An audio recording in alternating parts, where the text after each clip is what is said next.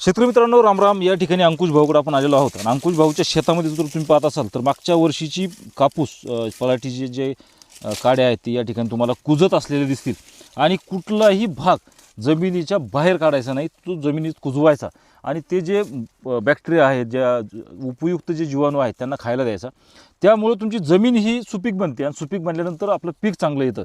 त्याच्यात आंतरमशागत करायची नाही, खुरपणी करायची नाही. आणि जे तणाचं व्यवस्थापन आहे, तर तणाचं व्यवस्थापन हे आपल्या तण नियंत्रकांनी करायचं, म्हणजे औषधांनी करायचं.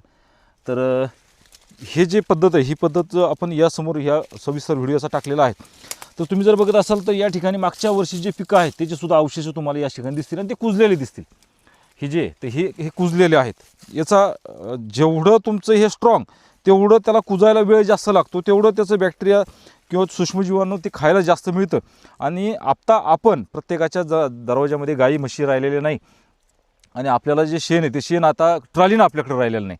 तर मग आपल्याला जमिनीमध्ये जर आपल्याला शेणखत वाढवायचं असेल, आपल्याला उपयुक्त जीवाणूची संख्या वाढवायची असेल, तर आपल्याला त्यांना खायला देणं हे गरजेचं राहिलेलं आहे. जर त्यांना खायलाच काही दिलं नाही तर साहजिकच ते काही वाढणार सुद्धा नाही. तर अशा प्रकारची शेती ही SRT शेती अंकुश भाऊ यांनी केलेली आहे आणि त्याचा सविस्तर व्हिडिओ आपली शेती आपली प्रयोग आपल्याला बघायला मिळणारच आहे.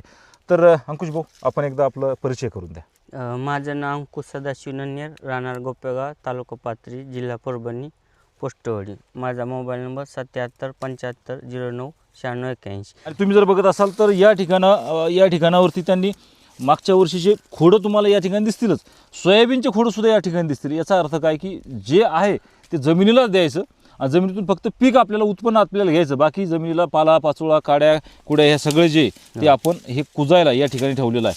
तर आता ही सुबाबळीची काडी दिसते मला, ही अजून कुजलेली नाही, ही पुढच्या वर्षी कुजल. पण 2 वर्ष झाली, यामध्ये आंतरमशागत किंवा ट्रॅक्टर वगैरे सगळं बंद असल्या कारणानं ह्या ज्या कुजण्यासारख्या आहेत, लवकर कुजणाऱ्या आहेत, काही कमी कुजणारे आहेत, पालापाचोळा लगेच कुजतो. त्यामुळं जीवाणूला खायला जास्त ज्यावेळेस होईल त्यावेळेस जमीन अजून सुपीक बनते. आणि जमीन पैलवान झाली की त्याचं तंत्रच असं आहे की जमीन पैलवान झाली की पिकंही चांगलं येतं आणि रोगकीड सुद्धा येत. तर अंकुश भाऊचा सविस्तर जो व्हिडिओ आपण केलेला आहे तो नक्की तुम्ही बघा. तुमचे बरेचसे प्रॉब्लेम सॉल्व्ह होतील, बऱ्याचशा अडचणी सॉल्व्ह होतील. आणि मी सुद्धा यातून काही शिकत आहे. आपल्या शेतीमध्ये यातलं काय काय करता येतं ते आपण बघायला पाहिजे. आणि आपण आपली शेती आपली प्रयोगशाळासारखा त्यांचा हा जो प्रयोग आहे हा यशस्वी त्यांनी करून दाखवलेला आहे. आता 10 क्विंटलचं कपाशीचं उत्पन्न आणि 2 क्विंटलचं सोयाबीनचं उत्पन्न त्यांनी यावर काढलेलं आहे. तेही म्हणजे मजूर न लावता, आऊत न मारता, नाही, काहीच नाही, नांगाटी न करता, काहीच नाही. तर हे फार विशेष आपण या व्हिडिओमधून आपल्याला सविस्तर व्हिडिओमध्ये तुम्हाला बघायला मिळेलच.